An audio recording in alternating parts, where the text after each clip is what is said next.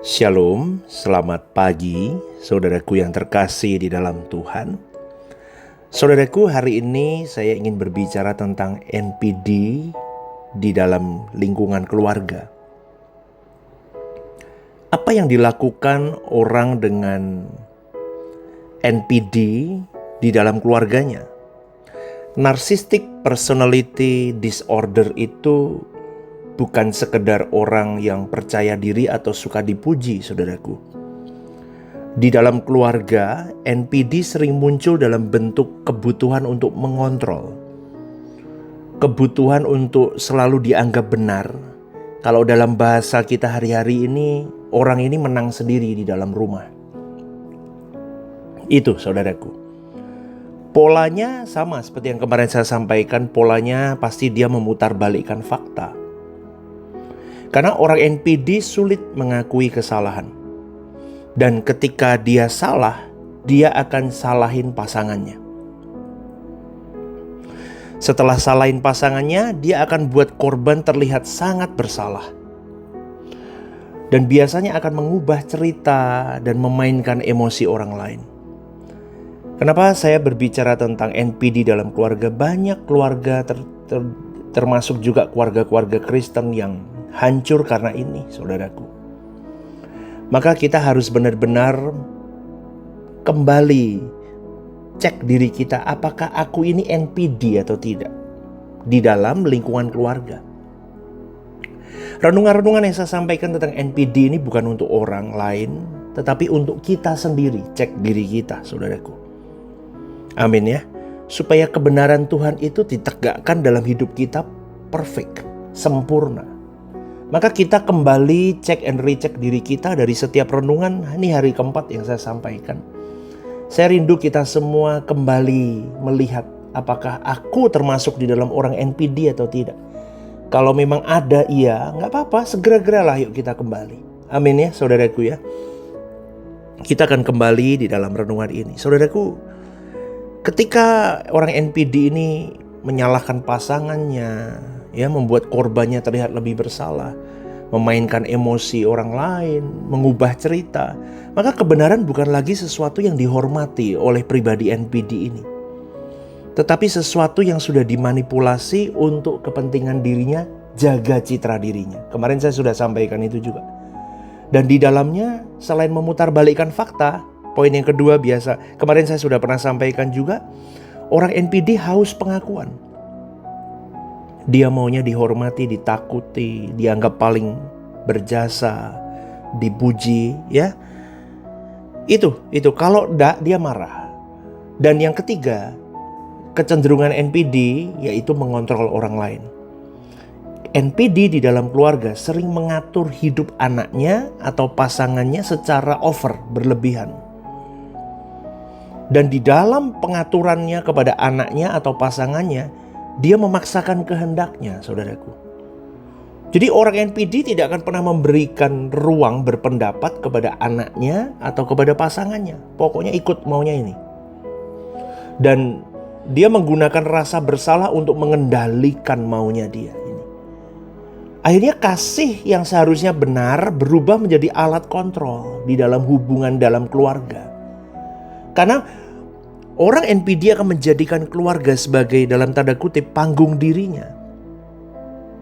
Anaknya, pasangannya, bahkan pelayanan keluarga itu dipakai untuk menaikkan harga dirinya. Contohnya apa, Pastor? Contohnya begini. Anak harus berhasil demi nama dirinya.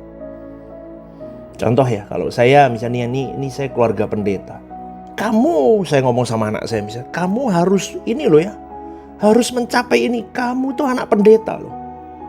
Kamu jangan malu-maluin bapakmu loh misalnya. Itu NPD.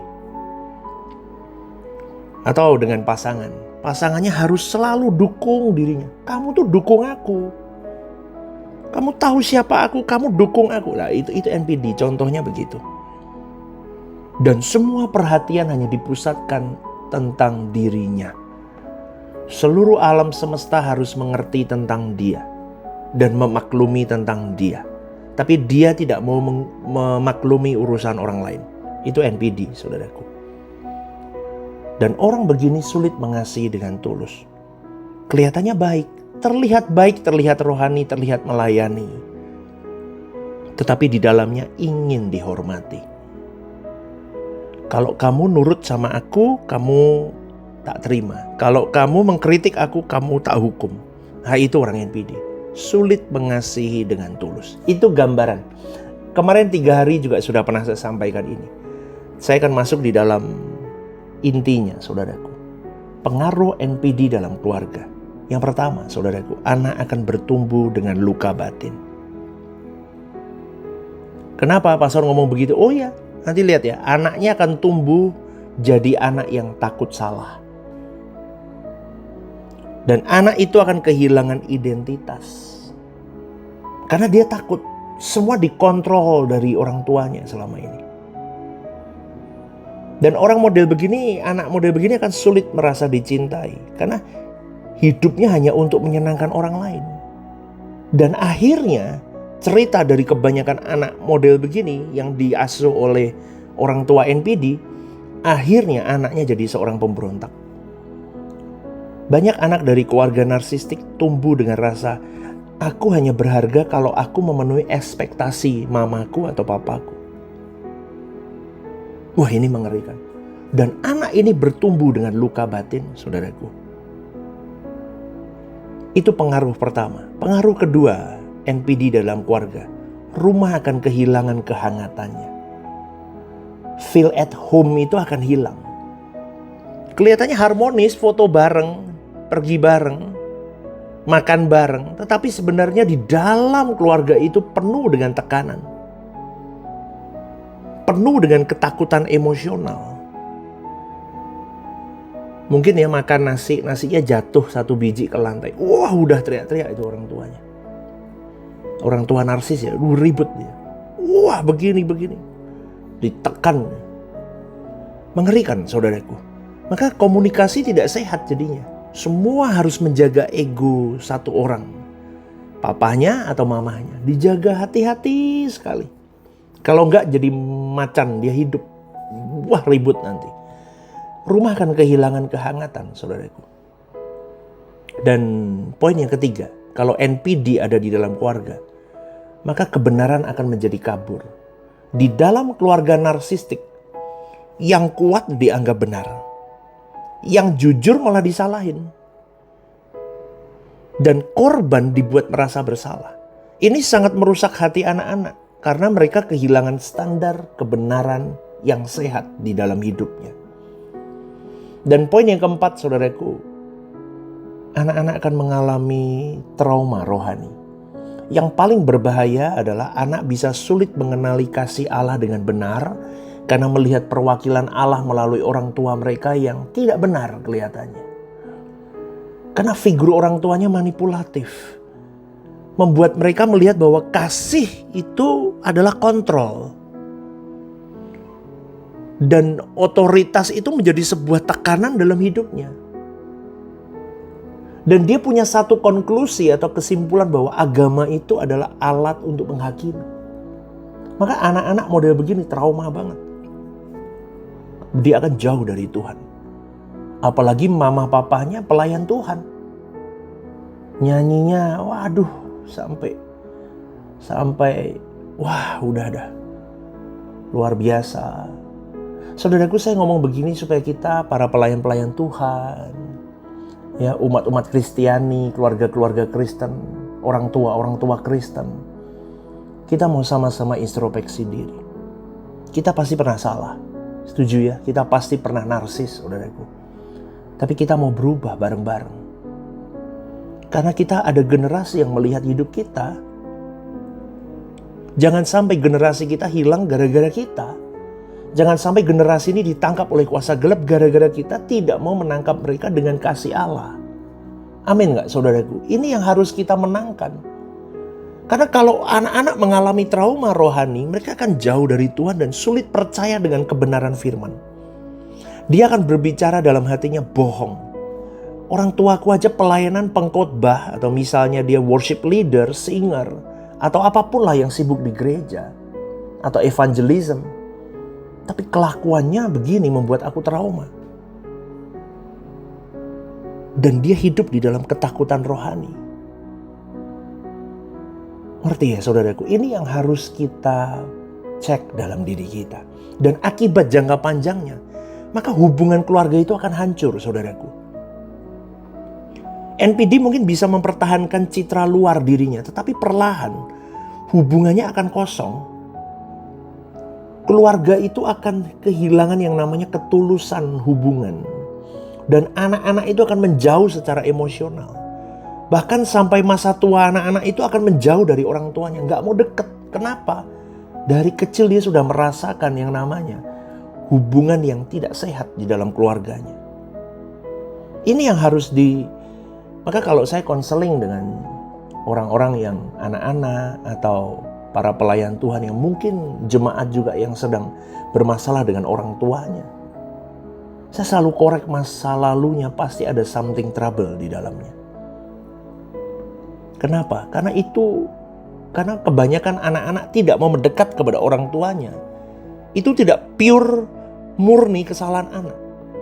Kebanyakan adalah masa lalu yang tidak benar-benar dijaga oleh orang tua. Dan ternyata kebanyakan NPD parenting itu mempengaruhi sampai masa tua anak-anak mereka. Akhirnya mereka tidak mau dekat dengan orang tuanya. Dan itu jadi warisan luka turun ke generasi berikutnya. Karena anak yang terluka sering menjadi sangat rendah diri. Atau justru mungkin akan mengulang pola narsistik yang sama, saudaraku. Maka sekali lagi, luka yang tidak dibereskan akan jadi warisan generasi. Itu bahaya sekali. Dan hatinya menjadi semakin keras, semakin kaku. Karena dalam perspektif rohani, saudaraku, orang narsistik makin lama makin sulit ditegur. Tambah tua tambah sulit. Tambah tua tambah sulit bertobat. Tambah tua tambah susah ditegur. Tambah tua makin tambah menang-menangan sendiri hidupnya. Coba ya lihat ya, orang narsis kalau nggak sembuh-sembuh, tambah tua usianya. Wah, tambah repot saudaraku. Orang ini aktif dalam pelayanan, bisa aja. Wah, hebat inilah itu. Tapi nuraninya makin tumpul, makin remuk. Itu kelihatan. Kalau kita peka, ya kita kelihatan itu semua. Maka saudaraku, menjadi serupa dengan Kristus dan menyangkal manusia lama itu adalah PR pribadi Kristiani, orang percaya. Udah dengerin renungan ini, intinya adalah begini saudaraku. Menjadi serupa Kristus dan menyangkal manusia lama. Itu ditaruh di kepala, hati dan pikiran kita supaya jiwa narsistik kita itu lama-kelamaan mati. Ingat ya, setiap kita punya benih narsis. Jadi gak usah tuding-tuding orang nih. Dengerin renungan begini, oh dikirim nih untuk si A nih, cocok nih. Untuk si B nih, cocok.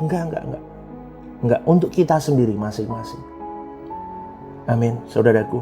Kita renungan-renungan begini bukan untuk diserang, untuk nyerangin orang, bukan. Tetapi untuk kita sendiri. Karena kita Christian parenting, kita harus benar-benar cek diri kita. Amin. Kita harus serupa Kristus, sangkal manusia lama kita. Maka dari sudut pandang ini, NPD adalah bentuk manusia lama yang sangat dominan dengan ego yang mau ditinggikan, pribadi yang mau dihormati, citra dirinya lebih berharga daripada kebenaran Tuhan. Maka NPD itu adalah lawan dari kodrat Kristus. Karena Kristus itu rendah hati. Rela disalahpahami. Tolong garis bawah ini saudaraku. Rela disalahpahami. Kalau sudah rela jangan merasa dirinya jadi korban kalau disalahpahamin orang. Kristus tidak mempertahankan kehormatan dirinya. Namanya dirusak, biarin, bodoh amat. Yang penting Bapakku tahu hidupku. Amin. Dan Kristus hidup untuk kehendak Bapaknya, bukan kehendak dirinya. Tetapi roh narsistik mempertahankan diri terus-menerus. Haus penghormatan, sulit mengaku salah, ingin jadi pusat. Kan begitu, berarti kan paradoks kan? Bertabrakan kan? Maka pertobatan sejati itu dimulai dari kehancuran ego kita. Kita jaga kekudusan, kita jaga citra diri Allah dalam hidup kita. Matikan ego, hidupkan kebenaran, rela direndahkan gak apa-apa, rela dikoreksi siap, pokoknya aku tambah maju sama Tuhan. Maka saudaraku yang terkasih dalam Tuhan, maka dalam sudut pandang ini keluarga Kristen seharusnya menjadi tempat saling melayani. Papa mama saling melayani suami istri, papa mama melayani anak-anak, anak-anak melayani papa mama. Menjadi tempat saling melayani, indah, saling mengampuni. Udahlah, hal kecil gak usah dibuat ribut. Amin. Saling merendahkan diri. Anak-anak jatuhin barang, ya sudah, gak usah diomel-omel sampai kayak apa sih. Amin. Amin gak? Latih diri kita jadi Christianity parenting yang seperti Kristus. Ya, jadi keluarga itu bukan tempat, keluarga Kristen itu seharusnya bukan tempat satu orang menjadi pusat penghormatan. Penghormatannya adalah Kristus. Dan orang tua menjadi wakil Kristus untuk anak-anak. Maka NPD dalam keluarga bukan hanya masalah kepribadian, tetapi bisa menjadi kerusakan rohani yang dalam jika tidak disadari. Mungkin melalui renungan ini kita bisa tertolong, saudaraku. Ya, papa mama belajar untuk berubah. Anak-anak belajar kasih waktu orang tuamu untuk mereka bisa berubah. Ya, kalau bisa dengerin bareng-bareng sama papa mama renungan-renungan begini, supaya bisa saling mengintrospeksi diri kemudian berdoa bersama. Kita berubah bareng-bareng. Ya, karena keluarga yang sehat bukan keluarga tanpa kesalahan. Tapi keluarga yang sehat adalah keluarga yang mengakui kesalahan, mengakui dosa, mau dikoreksi, mau saling merendahkan diri, mau saling mengampuni, dan mau menempatkan Kristus sebagai pusat, bukan ego diri lagi. Amin. Saya tutup dengan satu kalimat. Semakin seseorang dipenuhi Kristus, semakin ia tidak perlu meninggikan dirinya. GSKI Rehoboth Semarang, one vision, one heart for harvesting. God bless you. Shalom, saudaraku yang terkasih di dalam Tuhan. Ada program baru yang bernama Are You Okay? Ini adalah program yang memang diadakan bagi saudara-saudari yang rindu atau ingin didoakan. Mungkin saudara-saudari sedang mengalami pergumulan-pergumulan hidup yang sulit, yang berat, menghadapi masalah-masalah yang tidak mudah. Saudara-saudari bisa klik di formulir online yang tertera atau scan barcode di situ. Anda bisa tuliskan di sana apa yang menjadi pergumulan masalah Anda yang ingin didoakan. Tujuannya satu, Anda tidak merasa sendiri. Saya sendiri akan mendoakan beserta tim yang akan menangani ini. Saya akan mendoakan di dalam mesbah-mesbah doa kami. Tujuannya satu, supaya saudara-saudari merasa ada yang support, tidak sendirian berjalan menghadapi beratnya kehidupan ini. Ini kerinduan saya, kita berbagi kasih secara nyata, dan kiranya program baru ini bisa menjadi berkat untuk kita semua. Tuhan Yesus memberkati.